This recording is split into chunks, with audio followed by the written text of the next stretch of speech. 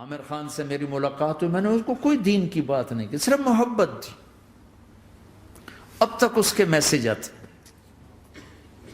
کہ میں زندگی میں کسی سے متاثر نہیں ہوا، تم پہلے آدمی ہو جس سے میں متاثر ہوں. میں نے کوئی جادو کیا، صرف محبت. لوگوں کو محبت دو، قریب ہوں. میں جب گیا بڑی مشکل سے اللہ نے، ملاقات کا کوئی راستہ ہی نہیں تھا، وہ مجھے نہیں جانتا تھا، میں اسے نہیں جانتا تھا، تو کوئی موقع نہیں مل رہا تھا ملاقات کا. تو اللہ نے شاہد آفریدی کو بھیج دیا. شاہد آفریدی اس کی دوستی تھی، ہمارا جو کرکٹر ہے. میں نے اس سے فون پر کہا یار میری ملاقات تو کرا. اس نے ملاقات کروائی. تو اس نے مجھے کہا آدھا گھنٹہ ہے، آدھا گھنٹہ. جب میں پہنچا میکسیمم پونا گھنٹہ. میں نے ٹھیک. میں گیا تو وہ سہما ہوا چہرہ کہ بھئی مولانا آ گیا، پتہ نہیں کیا کہیں گے، بھئی یہ تو کیا کر رہا ہے، تو حرام کر رہا ہے، ناچ رہا ہے، گا رہا ہے، توبہ کر، ابھی تیرے لیے دوزخ کا فیصلہ ہو جائے. پتہ نہیں کیا ہوگا، وہ ڈرا ہوا سہما ہوا تھا. تو میرا ایک دور کالج لائف تھا. میرے اللہ نے مجھے ہدایت دی اور میں 3 دن کے لیے میں اس دوست کو، اس کی نسلوں کو دعائیں دیتا ہوں جو مجھے زبردستی پکڑ کے لے گیا. نہ میرا تبلیغ سے کوئی تعلق، نہ واسطہ، نہ میں کوئی ان سے متاثر. ایک لڑکا تھا، بنگالی تھا، گشت کرتا تھا، لیکن میں اس سے ذرا متاثر نہیں ہوا. میرا دوست متاثر ہو گیا تھا، تو میں تو ان کے قریب سے نہیں گزرتا تھا. تو وہ اور میں اسکول میں اکٹھے آ رہے تھے، کالج میں اکٹھے آ رہے تھے.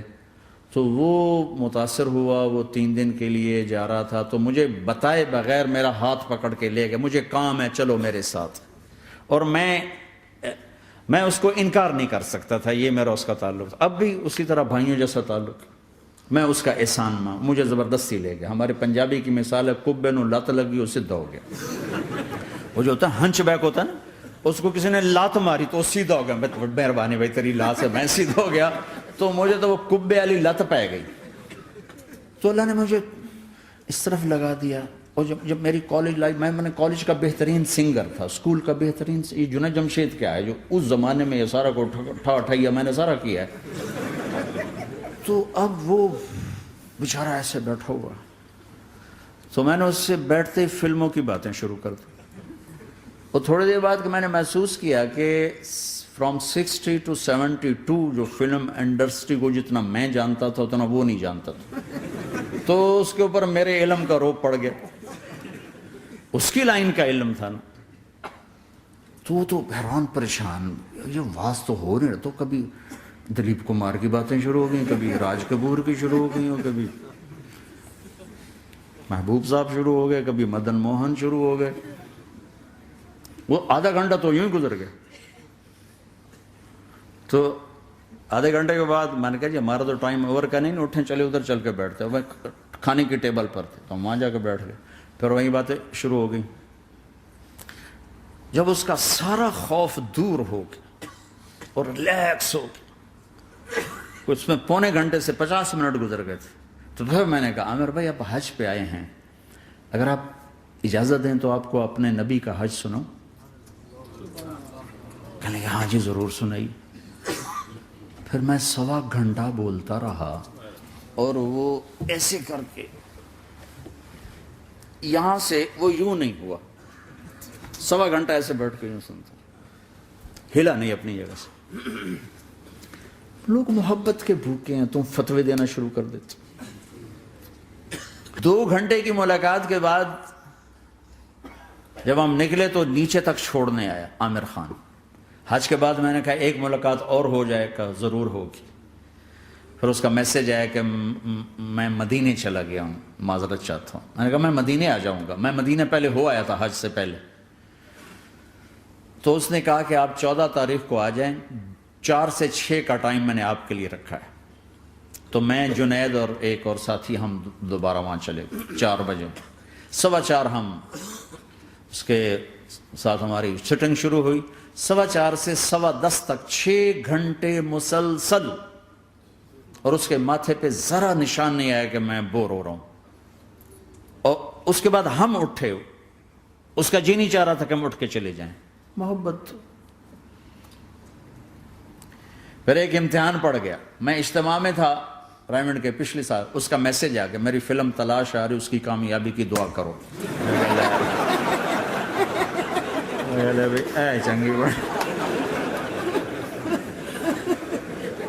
میں نے کہا اب کیا کروں؟ جواب دینا بھی ضروری، دعا بھی نہیں ہو سکتی، کیا کروں؟ تو جب وہ میسج آیا تو میرے سامنے کوئی 10-12 علماء بیٹھے تھے.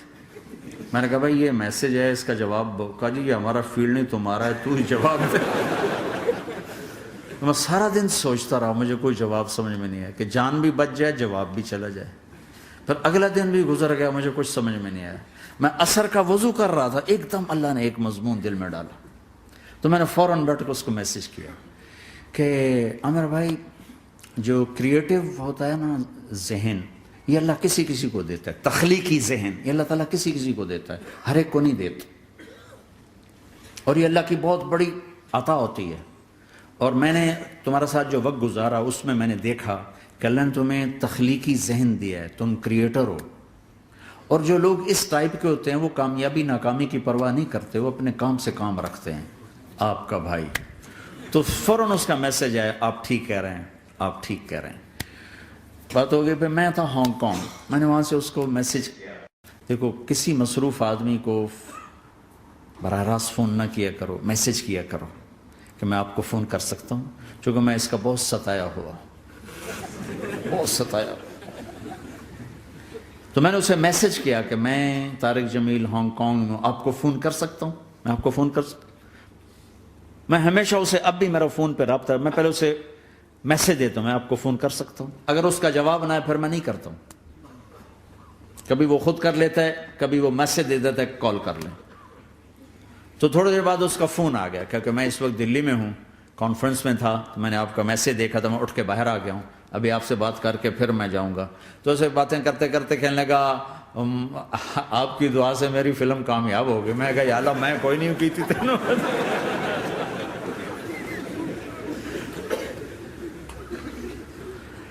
بھائیو محبتیں بانٹو، نفرتیں تو پہلے ہی بہت پھیل چکی.